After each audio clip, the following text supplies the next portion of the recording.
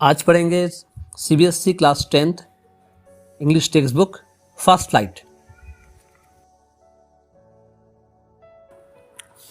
हम लोग लाइफ में बहुत कुछ करना चाहते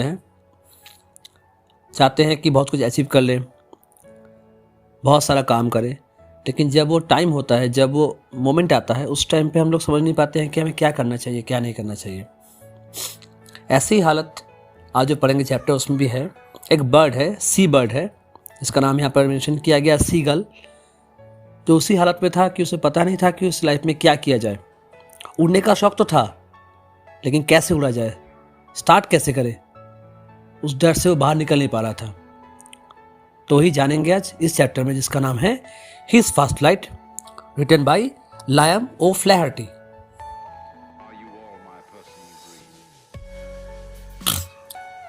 फर्स्ट फ्लाइट टेक्स्ट बुक में एक चैप्टर है, third chapter, two stories about flying. उसके अंदर दो टॉपिक्स है, his first flight and black aeroplane. His first flight जिनके राइटर हैं लायम ओ फ्लैहर्टी, और ब्लैक एरोप्लेन जिसके राइटर हैं फ्रेडरिक फोर्सिथ। फिर से एक बार बोलते हैं, हिज फर्स्ट फ्लाइट के राइटर हैं Liam O'Flaherty and black aeroplane के राइटर हैं फ्रेडरिक फोर्सिथ। यह है फर्स्ट फ्लाइट बुक का चैप्टर 3 का chapter, two stories about flying. आज का चैप्टर है his first flight. The young seagull was alone on his ledge. His two brothers and his sister had already flown away the day before. Young seagull एक छोटा सा seagull bird है जो अपने लेज पे अकेला था। लेज क्या है? A narrow horizontal shelf projecting from a wall और अ क्लिफ। एक ऐसा एरिया, किसी पहाड़ का या ऊपर का कोई हिस्सा जो बाहर निकला हुआ होता है, जहां से नीचे खाई दिखता है या खाई नीचे होता है, उस एरिया में, उस जगह पर एक यंग सीगल, छोटा सीगल अकेला था। उसके दो भाई बहन जो थे वो अब तक उड़ना सीख चुके थे। एक दिन पहले ही वो लोग उड़ना सीख चुके थे। He had been afraid to fly with them. वो उन लोगों के साथ उड़ने में उसको डर लग रहा था, वो डरा हुआ था। Somehow when he had taken a little run forward to the brink of the ledge and attempted to flap his wings, he became afraid. फिर भी बार बार वो कोशिश कर रहा था जाने का। तो जब वो बार बार आगे जाके उस लेज के, उस एरिया के ब्रिंक में, कोने पर जाके, कॉर्नर पे जाके जब वो अटेम्प्ट कर रहा था अपने विंग्स को फ्लैप करके उड़ने का, बार बार वो डर रहा था। The great expanse of sea stretched down beneath. वो देख पा रहा था कि नीचे, बहुत नीचे समंदर बहुत दूर तक फैला हुआ है। And it was such a long way down, miles down. और ये बहुत नीचे था, वो खाई नीचे, समंदर जो था बहुत नीचे था, एक खाई बना हुआ था, माइल्स डाउन। इसे ऑथर ने बहुत अच्छे से समझाया हाइपरबोल का यूज करके कि बहुत दूर तक फैला हुआ था, मीलों दूर तक फैला हुआ था।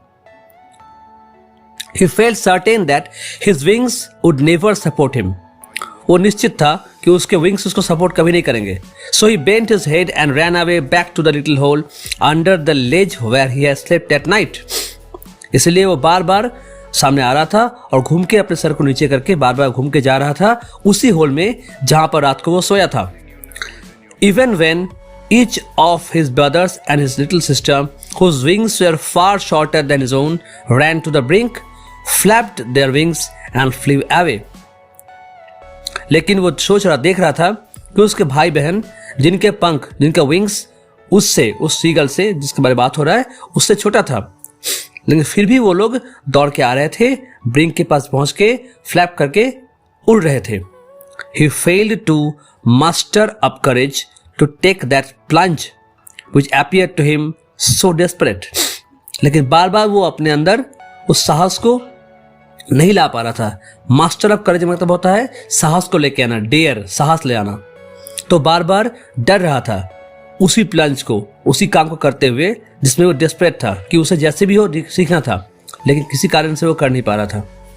His father and mother had come around calling to him shrilly. उसके फादर और उसके मदर उसके आसपास घूम रहे थे, उसे बुला रहे थे shrilly, upbraiding him. shrilly मतलब होता है बहुत ही कोर्स साउंड में, बहुत ही एक भद्दे साउंड में, बहुत जोर से साउंड करते हुए उसको चिल्ला रहे थे, बुला रहे थे। एंड अपब्रेडिंग हिम, अपब्रेडिंग मतलब होता है स्कोल्डिंग, डांटना, उसको डांट रहे थे। Threatening to let him starve on his ledge, धमकी दे रहे थे कि to let him starve on his ledge, धमकी दे रहे थे इस बात के लिए कि वो उसको भूखे रखेंगे उसी लेज पे, अनलेस ही फ्ली अवे, अगर वो उड़ने की कोशिश ना करे तो, अगर वो उड़ने की कोशिश ना करे तो उसे वो लोग भूखा रखेंगे। But for the life of him he could not move, लेकिन वो बच्चा अपनी लाइफ को बचाने के लिए वहां से मूव नहीं कर रहा था। That was 24 hours ago. Since then, nobody had come near him. ये जो बात हम बोल रहे हैं ये अभी से 24 hours पहले का है, एक दिन पहले का है। Since then, nobody had come near him. उसके बाद से कोई भी उसके पास नहीं आया था, उस चीज के बाद उसके पास और कोई नहीं आया था। The day before, all day long, he had watched his parents flying about with his brothers and sister. एक दिन पहले पूरे दिन भर वो देख रहा था कि उसके पेरेंट्स फ्लाई कर रहे हैं उसके ब्रदर और सिस्टर्स के पास, perfecting them in the art of flight, उन्हें परफेक्शन सिखा रहे थे, किस तरह से उड़ा जाए, और फ्लाइट उनको सिखा रहे थे उसके भाई और बहनों को। Teaching them how to skim the waves and how to dive for fish, उन्हें सिखा रहे थे स्कीम करना, स्कीम मतलब to move lightly just above the surface, यहां पर बोला गया समंदर के बारे में, to move lightly just above the surface, कोई भी सरफेस के ऊपर कैसे लाइटली फ्लाई कर सकते हैं वो उनको सिखा रहे थे। To skim the waves, waves के ऊपर से कैसे स्कीम किया जाए, and how to dive for fish, कैसे फिश के लिए डाइव किया जाए, कैसे फिश पकड़ने के लिए सी के अंदर, सी के वाटर में डाइव किया जाए। He had in fact seen his older brother catch his first herring and devour it, और उसी बीच में उसी टाइम पे उसने देखा कि उसके जो बड़े भाई हैं जो बर्ड है, वो अपना पहला हेरिंग, हेरिंग क्या है, फिश का नाम है, a short finned sea fish, एक शॉर्ट फिन वाला समंदर का फिश को वो पकड़ा था, एंड डिवर इट, और उसको एनगल्फ कर लिया था, मतलब खा लिया था।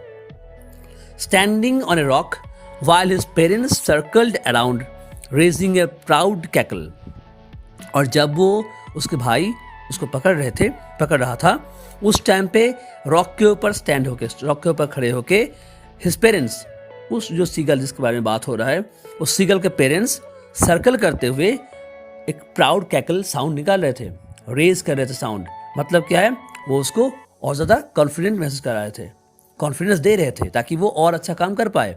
And all the morning the whole family had walked about on the big plateau midway down the opposite cliff, taunting him with his cowardice. और पूरे सुबह के टाइम पर, मॉर्निंग के टाइम पर, उनका पूरा family walked about on the big plateau, जिस प्लेट्यू के ऊपर, जिस जगह पे वो सीगल था, वो छोटा बर्ड था, उसके फैमिली उसी के आसपास घूम रहे थे, opposite Cliff, taunting him with his cowardice, उसके cowardice के लिए, उसके उस डरपोक वाले काम के लिए उसको बार बार टॉन्ट कर रहे थे, कमेंट कर रहे थे। क्योंकि वो डर रहा था तो उसके पेरेंट्स उसका मजाक उड़ा रहे थे ताकि वो कॉन्फिडेंस के साथ उड़ने की कोशिश करे और उड़ना सीखे। The sun was now ascending the sky, blazing on his ledge that faced the south. अभी सन धीरे धीरे ऊपर की तरफ आ रहा था, मतलब और ज्यादा गर्मी बढ़ रहा था। Blazing on his ledge that faced the south, क्योंकि उस लेज का जो फेस था वो साउथ की तरफ था, तो धीरे धीरे सन की जब लाइट वहां गिर रहा था तो ब्लेजिंग हो रहा था, ब्राइटन हो रहा था, चमक रहा था, प्लस और गर्मी बढ़ रहा था। He felt the heat because he had not eaten since the previous nightfall. उसको और ज्यादा गर्मी महसूस हो रहा था क्योंकि पिछले रात से वो कुछ खाया नहीं था, एक दिन पहले से कुछ वो नहीं खाया था। He stepped slowly out to the brink of the ledge and standing on one leg with the other leg hidden under his wing. वो बहुत slowly, बहुत धीरे धीरे ब्रिंक की तरफ, कॉर्नर की तरफ बढ़ता है, उस लेज के कॉर्नर की तरफ बढ़ता है, and standing on one leg with the other leg hidden under his wing. और वो वहाँ पर खड़े हो जाता है एक पैर के पीछे दूसरे पैर को छुपाते हुए, अपने विंग के पीछे पैर को छुपाते हुए वो खड़े हो जाता है. He closed one eye, और एक आंख वो बंद कर लेता है. Then the other, फिर दूसरा भी वो बंद कर लेता है. And pretended to be falling asleep, वो ऐसा शो करता है कि वो सो रहा है, उसको नींद आ गया है. Still they took no notice of him, फिर भी ये सब देखने के बावजूद उसके पेरेंट्स उसको नोटिस नहीं कर रहे थे, उसकी तरफ देख नहीं रहे थे. He saw his two brothers and his sister lying on the plateau, dozing with their heads sunk into their necks.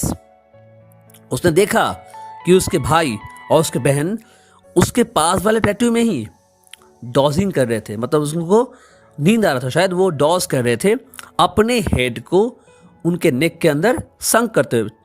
हम लोग देखते हैं कि बर्ड जब सोते हैं तो अपने जो हेड है उसको नेक के नीचे संक कर लेते हैं जब नींद आता है उन लोगों को, तो वही वो कर रहे थे. His father was preening the feathers on his white back, और उसके फादर प्रीनिंग कर रहे थे. प्रीनिंग का मतलब making an effort to maintain feathers, वो कोशिश कर रहे थे, मतलब वो अपने फेदर्स को मेंटेन करने के लिए, मेंटेन ठीक जगह करने के लिए एफर्ट डाल रहे थे, मतलब उसको साफ कर रहे थे. उसके फादर फेदर्स को साफ कर रहे थे वाइट बैक के पीछे जो है. Only his mother was looking at him, उसने देखा कि सारे लोग अपने काम में बिजी थे, ओनली उसकी मदर जो थी उसकी तरफ देख रही थी. She was standing on a little high hump on the plateau, वो खड़ी थी एक ऊंचे से जगह पर, प्लेट्यू के ऊंचे से जगह पर खड़ी थी और उसको देख रही थी. हर वाइट ब्रेस्ट थ्रस्ट फॉरवर्ड, उसका उनका चेस्ट जो था बाहर निकला हुआ था, फुला हुआ था, आगे की तरफ बढ़ा हुआ था. Now and again she tore at a piece of fish that lay at her feet and then scraped each side of her beak on the rock. बार बार, नाउ एंड अगेन, बार बार वो एक फिश के पीस को, fish के टुकड़े को अपने पैर के ऊपर पैर से प्रेशर देके रखती थी. And then scraped each side of her beak on the rock, और अपने बिक को, अपने चोंच को रॉक के ऊपर बार बार घिस रही थी, ये दिखाने के लिए कि अभी मैं इसको काटने वाली हूँ, खाने वाली हूँ. The site of the food मैडेंड him, सामने खाना देख के उसको बहुत भूख लगता है, उस छोटे से सीगल को बहुत भूख लगता है, वो पागल हो जाता है भूख से. How he loved to tear food that way, कितना अच्छा होता अगर वो ऐसे ही काटता, ऐसे ही खा के वो खाने के लिए फिश को काटता, कितना मजा होता उसको, कितना उसको अच्छा लगता. Scraping his beak now and again to fit it, कितना उसको मजा आता अगर वो ऐसे ही जैसे उसकी माँ कर रही थी वो भी ऐसे करता, और ऐसे ही करके वो धीरे धीरे उस फिश को खा लेता, उसको कितना अच्छा लगता.